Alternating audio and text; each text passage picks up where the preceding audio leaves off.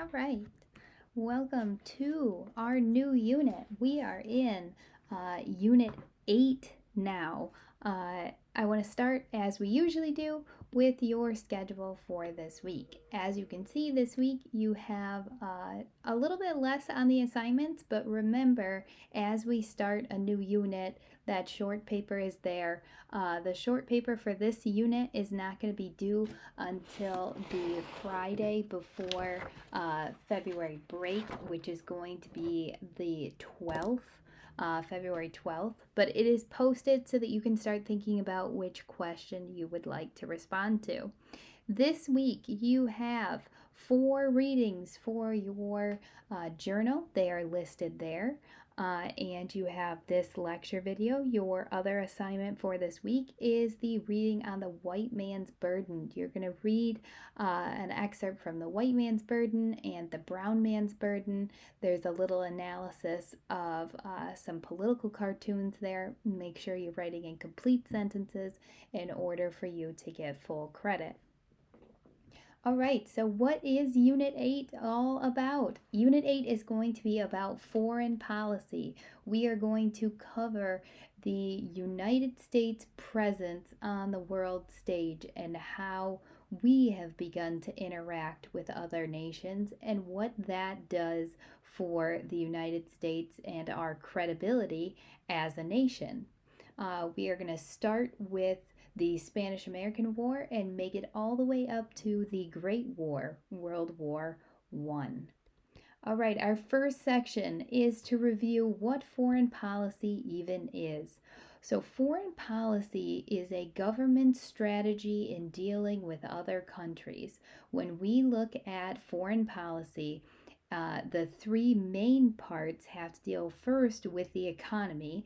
And when we talk the economy and foreign policy, this is trade regulations, this is sanctions, this is embargoes. In our history, economic relations with other countries can be used as a bargaining chip for a positive or a negative.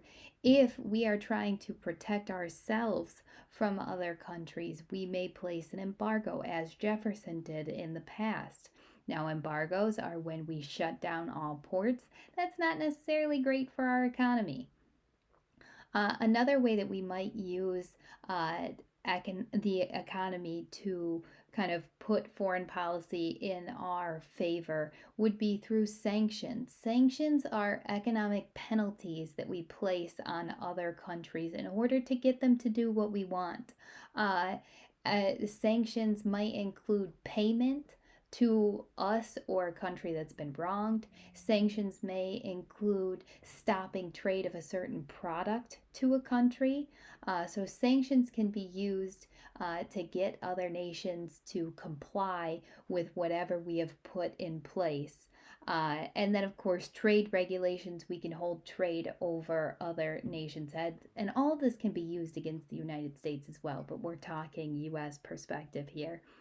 So trade regulations we set can be in favor or not of other nations, again, to get them to do what we want.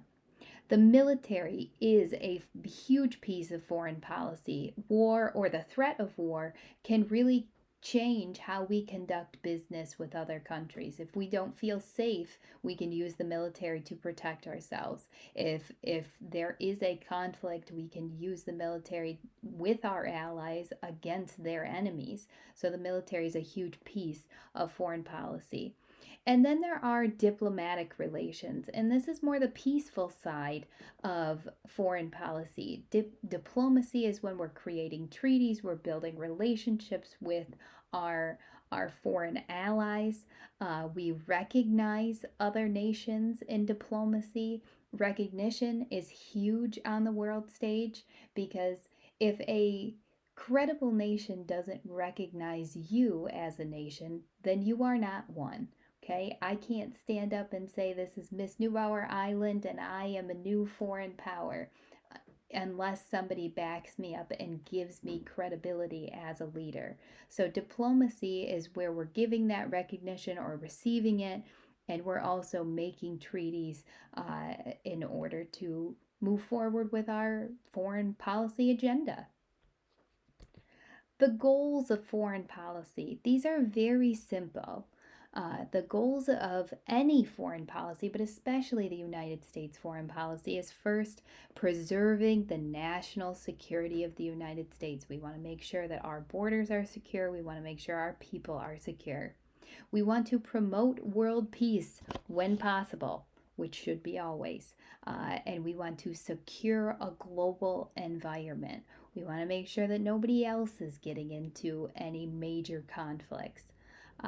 We want to maintain the balance of power among nations.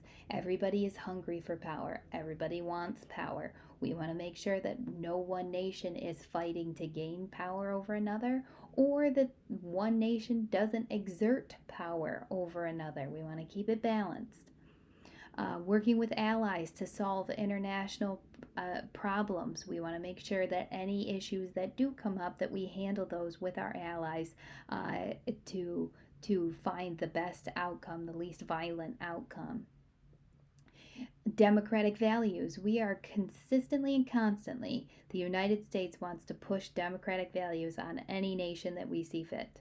We believe that democracy is the only way, and when we see them not performing in the manner that we deem fit, which is always through democracy, then we will try to force democracy on them. See the Middle East. Okay, we've been trying to force democracy out of the Middle East for decades now, and it doesn't seem to be working, but we keep pressing that button anyway. Human rights violations. The United States sees themselves as the police for the world, and this unit you're going to really start to see that develop. But we will promote positive human rights throughout the world, and we will be the police if need be when there are human rights violations. And the last goal that we have is to further cooperative foreign trade, which means that everybody needs to be able to be an equal trading partner. We want to make sure that everybody has equal access, which isn't real.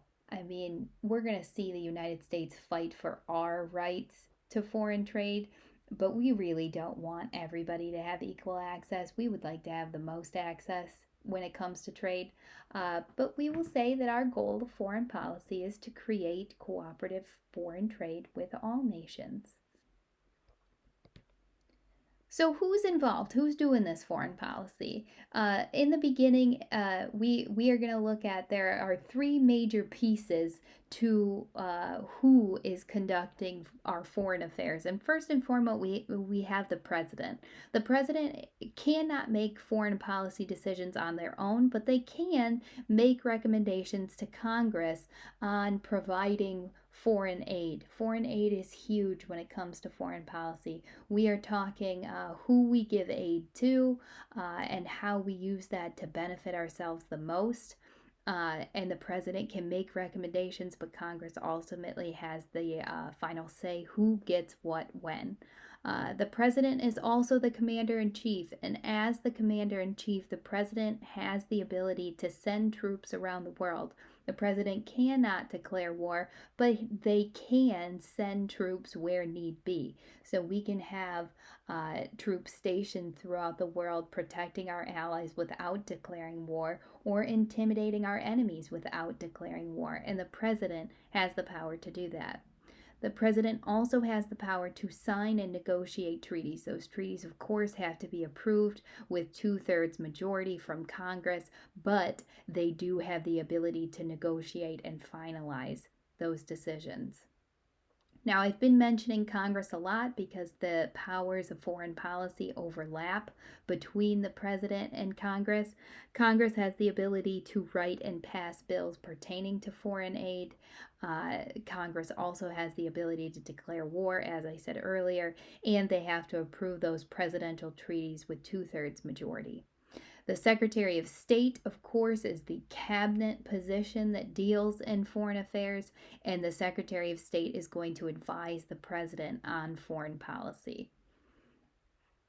All right, let's do a quick recap of foreign policy in the United States up to where we're at before we move forward. So, foreign policy pre 1898. First, we're going to have initial neutrality. This begins with the French Revolution. We were kind of being pushed into picking sides between the British and the French. And remember, Washington makes this big statement in 1793 and says no foreign entanglements, no entangling alliances. We want to stay neutral because the United States is too weak to enter war on either side, so we declare neutrality. Washington is going to carry that on in his farewell address when he leaves the presidency, offering that advice to future leaders to stay out of entangling alliances.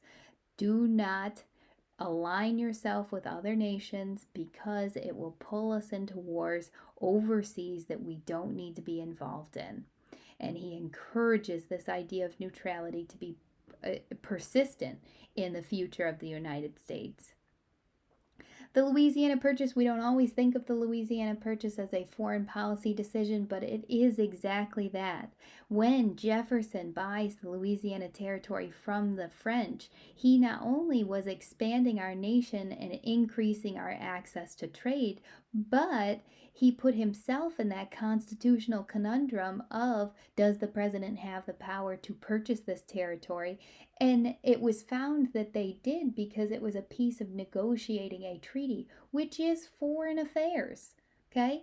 Opening access to foreign trade through getting control of the Mississippi, getting control of the Gulf of Mexico, that opened us up to a completely different realm of trade, which of course is a huge part of foreign policy. So the Louisiana Purchase has everything to do with foreign policy decisions. And that's kind of our dipping our toe in the water of moving forward with this starting relationships with other nations. The War of 1812, of course, the second revolution, the second war for independence is a huge piece of foreign policy pre-1898.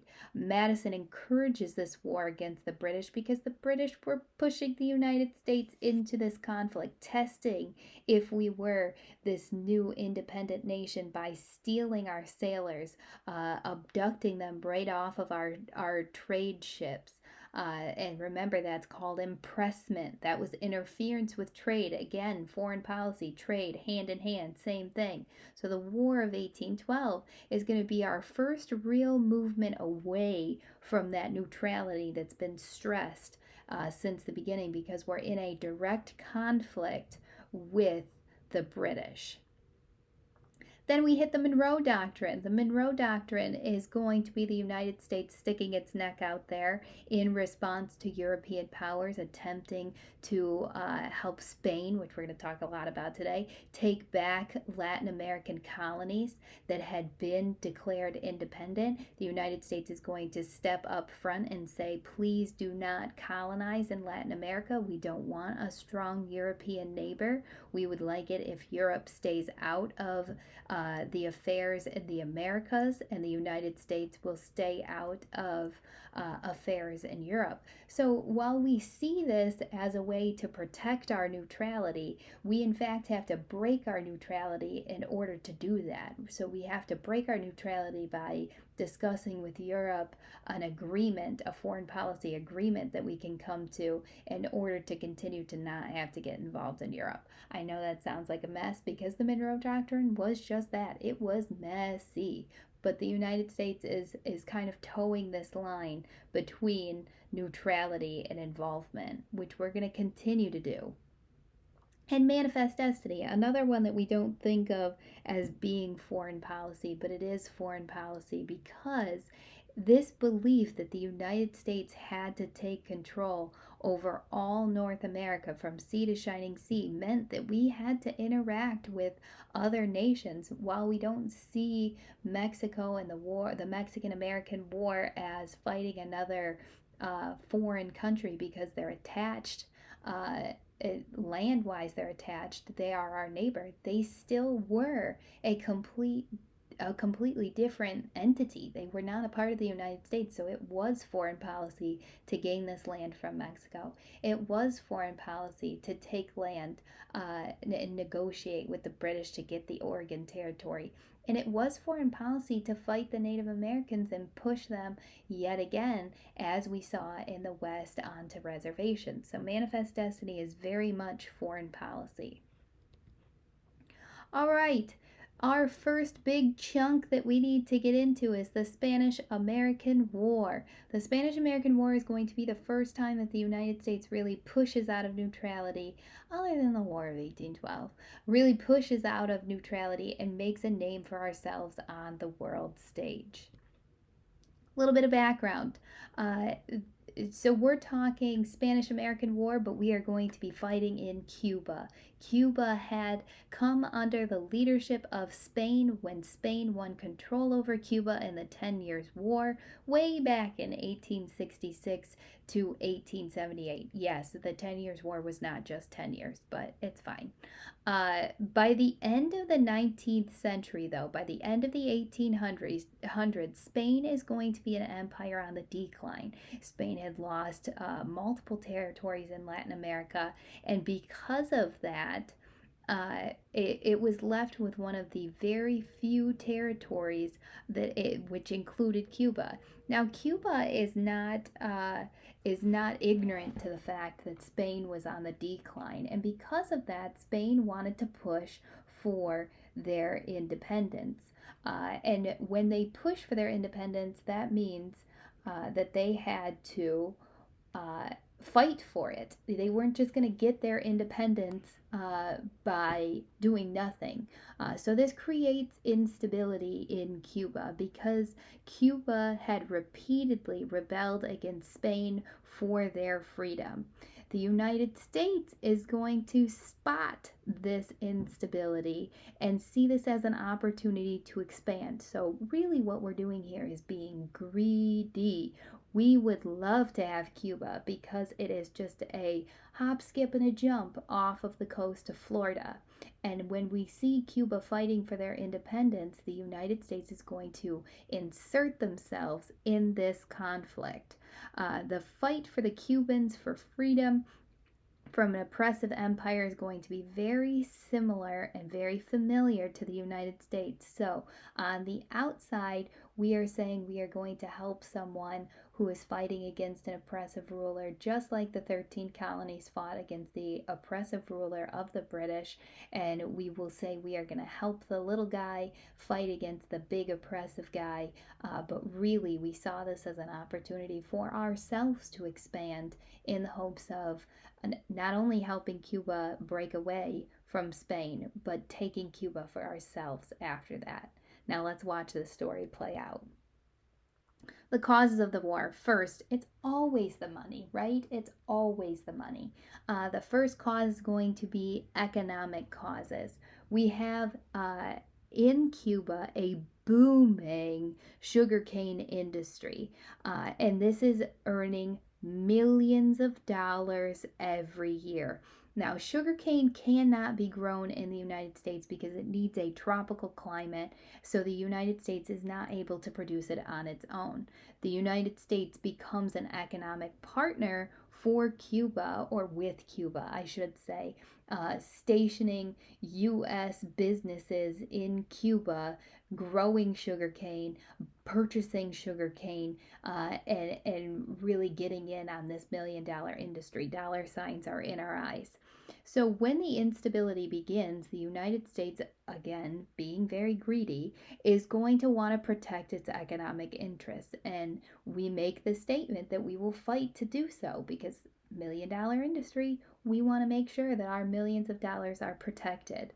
And it might benefit us more to have Cuba be independent from Spain, and maybe we could take more control of the sugar industry. Maybe we could have more free reign in the trade there. So we're looking to benefit ourselves when we look at the economic causes of this, because the rebellions could potentially damage the land in Cuba, and if the land was damaged, the sugar industry would be damaged. Remember, war is messy. Land doesn't always come out looking the same. Remember the South in the Civil War. We are thinking that if the sugar gets damaged by this political instability, we are losing money, and we don't want that to happen. Another cause of the war is going to be humanitarian motives. This is where we sound like the good guys. America, like I said, can relate to the fight for independence of the Cubans, okay? The Spanish had been said to be mistreating the Cubans for some time. There was said to be concentration camps in Cuba taking any Cuban rebels to these concentration camps. The conditions in the camps would lead to over 200,000 dying of disease and malnutrition. Now, I know when I say concentration camps, you guys think immediately World War II. It's not the same the same conditions, but it is going to be the same premise, okay? The Spanish are taking any Cuban rebels, putting them into the concentration camps to punish them for that rebellion, to try to stop that rebellion. And the United States is going to see this and see the brutality of the Spanish toward the Cuban rebels, and that's going to fuel the sympathy of Americans for the Spanish. And we are going to want to step in and be the protector of the Spanish when we hear, or be the protector of the Cubans when we hear how the Spanish are treating them. Another cause is going to be American jingoism. Now, jingoism is American nationalism on steroids, okay? American jingoism is nationalism in the form of aggressive foreign policy. So we are saying we are Team America, and we are going to aggressively attack anybody who threatens our ideas, our ideals. So jingoism is going to push for war with that other country. And when we get to hear about the treatment of the Cubans by the Spanish, that pokes a nerve at the nationalism of the United States, because we say, okay, here's this group of people who are being oppressed by a leader. That's our story. We know that story, and we needed someone to step in to help us fight that battle. So now we are big enough, we are strong enough to do that same thing for somebody else. So when the treatment of the Cubans from the Spanish is made public, Americans are going to want to help the Cubans. We see that treatment as inhumane, and we want to bring democracy and independence to Cuba. You should be having alarm bells going off from when we went over the foreign policy goals just a minute ago. We want to protect human rights. We see the treatment of the Cubans as a violation of human rights. We want to spread democracy. We know that the Spanish controlling the Cubans is not democratic, so we want to break that rule there and allow for Cuba to be independent, in the hopes that they would become a democracy and maybe they would be an ally for us as well. Another cause is going to be yellow journalism. Okay, here we are. Yellow journalism was first used to make money, okay? Journalism being newspapers. Yellow, we look at that discoloration if we're really going into symbolism here in the color. When we look at yellow journalism, it's going to be a discoloration of the truth, okay? And in the beginning, newspapers are going to try to promote readership. How do you get people to read the newspaper? Well, you have extravagant headlines. You go crazy, okay? You publish these exaggerated stories to get people to buy the newspaper, to read your stories. It's clickbait. It's the same thing that you see today. You see these headlines, you click on it, has nothing to do with the story that's in it. But here we had these headlines that just blew way out of proportion what was happening. The two guys that I need you to star in your brain and make sure you write these down that are going to be the head of yellow journalism are Joseph Pulitzer, who's writing for the New York World, and William Randolph Hearst, who was writing for the New York Journal. They are going to use yellow journalism to intensify the public dislike for the Spanish government. These stories are going to make the actions of the Spanish so much bigger than what they were. In the papers, the Cubans are often going to be compared to the patriots of the American Revolution, really tugging at those heartstrings of the general public, saying, "You remember the patriots who won us America. You remember the patriots that broke the colonies away from England. Well, now we have patriots again in Cuba and we need to help them." And it's going to work. People are going to go crazy. They're going to read these stories. They're going to buy the newspapers like we watch TV. You wait for a show to come out. You're super excited. People are going to do that with the newspaper. And it's going to fuel the American anger. It's going to fuel that American jingoism, that push for the United States. Now, why are we caring about what the people in the United States are saying? Okay, well, think about this. Who declares war? I can hear you. You're saying Congress. Where does Congress get its power from? That's right, the people. If Congress makes decisions that the people don't like, the people will go crazy. If the people really, really want to go to war, Congress will make that decision. Also, who are the ones that are actually going to have to fight this war? That's right, it's going to be the American people. So we needed to get the American people to support this war. Yellow journalism is going to help us do that. The next piece that pushes us to really get in to this war is going to be the De Lome letter. The De Lome letter is going to be, it's going to start with President McKinley trying to warn the Spanish that the United States would take steps to create peace if the fighting in Cuba continued. So McKinley kind of sends up a warning signal to the Spanish and says, hey, if you don't get this under control, we are going to step in because we have economic interest down there and we really don't like what you're doing. Now, the rebels insist on independence and Spain is going to refuse to grant it. So the fighting does not stop, okay? The fighting continues, and because the fighting continues, McKinley has to live up to his word to take action. So what does he do? McKinley sends a battleship, the USS Maine, to the Havana harbor to protect U.S. citizens in Cuba. That's our whole, supposedly our whole ideal there. In February of 1898, though, a private letter written by Enrique de Lome is going to be stolen by the Cuban rebels. The Cubans are going to interpret this letter from Spain's ambassador, de Lome, to the United States. And in this letter, we are going to see that McKinley is called stupid and weak. The rebels are going to leak this letter to William Randolph Hearst, who publishes it as a piece of yellow journalism in the paper. Now, when we hear that our president is being called weak and stupid by a Spanish ambassador, that really gets the people going. We don't like it when anybody else criticizes our president. We're allowed to do it, but nobody else is. Okay?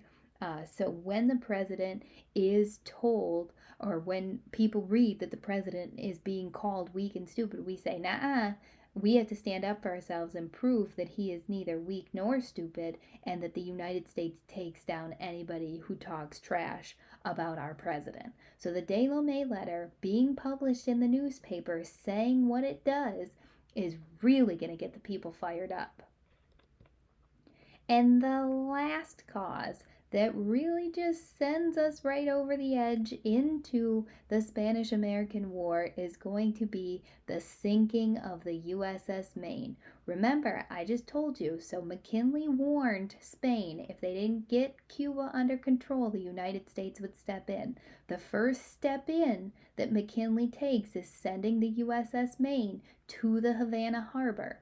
The USS Maine is going to be just kind of hanging, okay? We're not actively attacking, war had not been declared. And all of a sudden, the USS Maine is going to explode. Look at that painting there, okay? Painting's not a picture, but when you look at that painting, which was published in the newspaper, you see people flying off of it. You see a big explosion, dark billowing clouds. Look at how dramatic it is. When the USS Maine explodes, 266 of the 350 officers and crew are going to die in the explosion.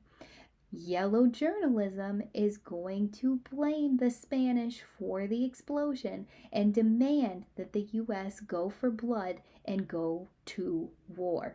Look at that headline, Destruction of a Warship. Maine was the work of an enemy. When we see that and the fact that the ship blowing up was not an accident and people are reading it, people are like, why are we not declaring war?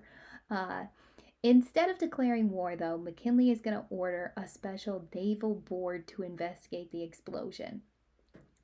That's not going to be good enough. As we look on the next slide, we are going to declare war. I will end that suffering for you and just tell you that that's where we go. But what does get found is that, it's still up in the air. But just to pop that bubble just a little bit, let a little air out. We can't find conclusive evidence that Spain blew up the Maine.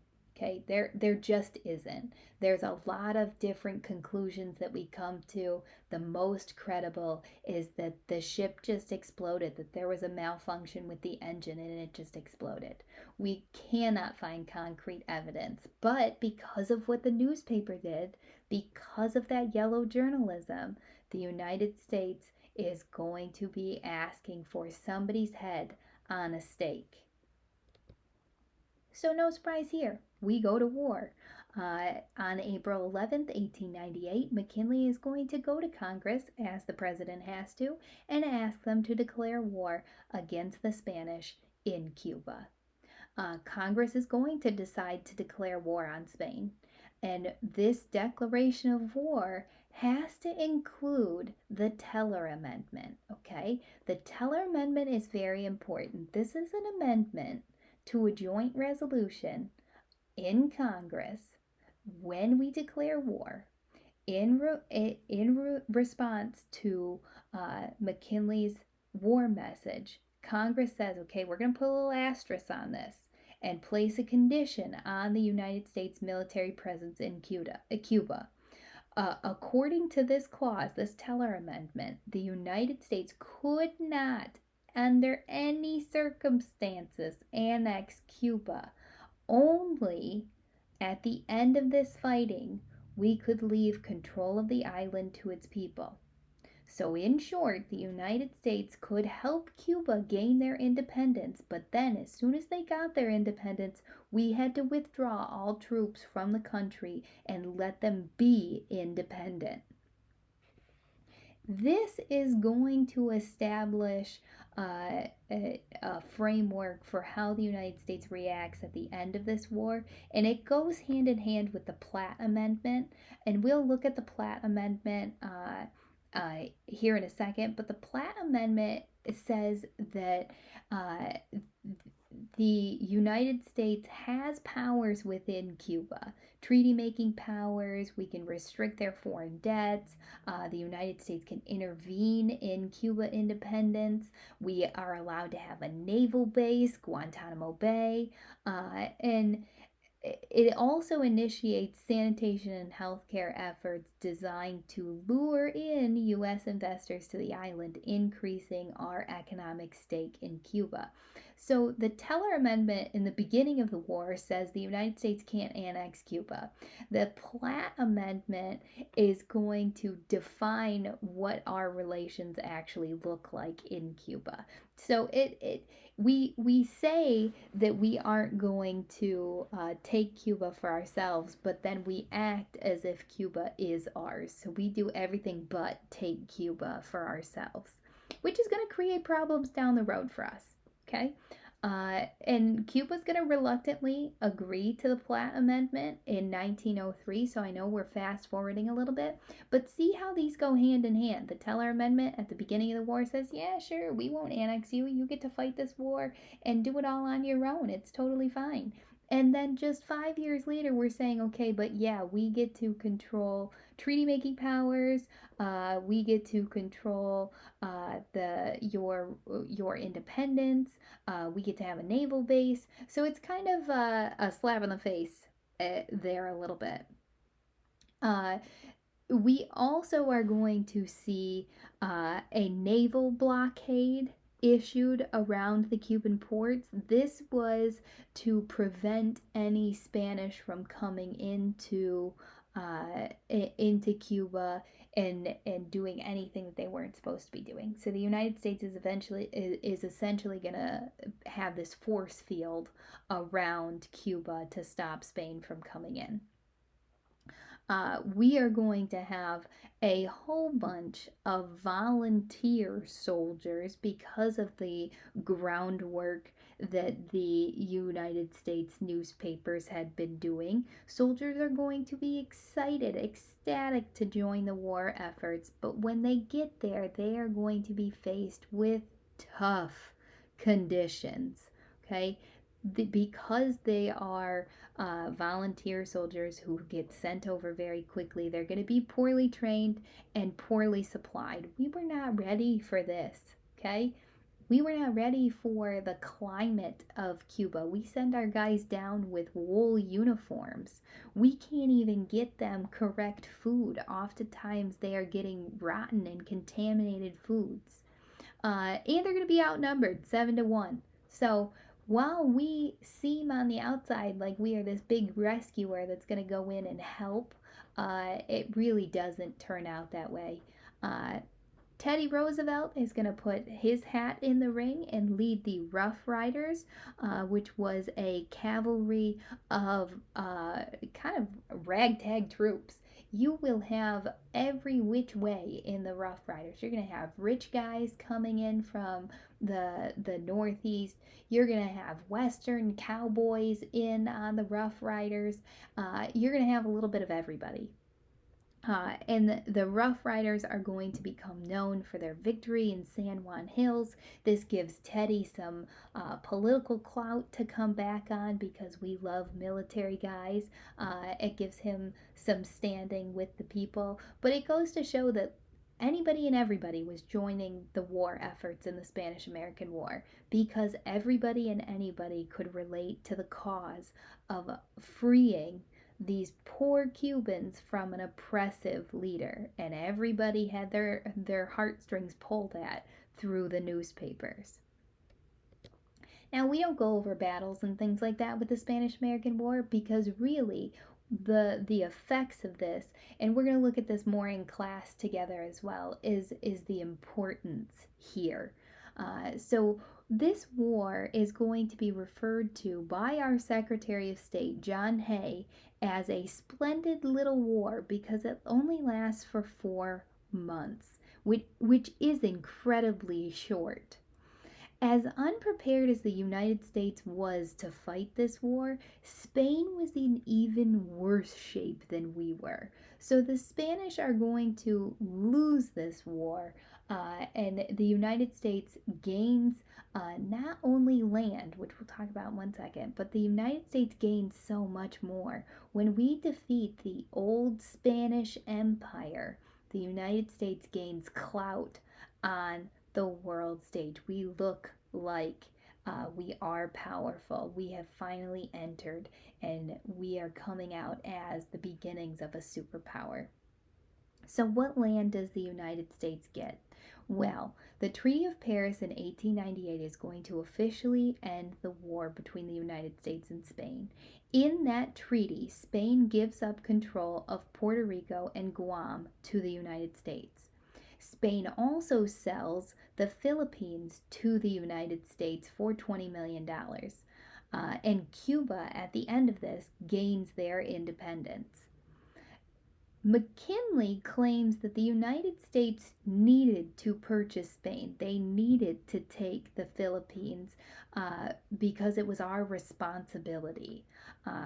It just so happened that the Philippines were a stepping stone to China.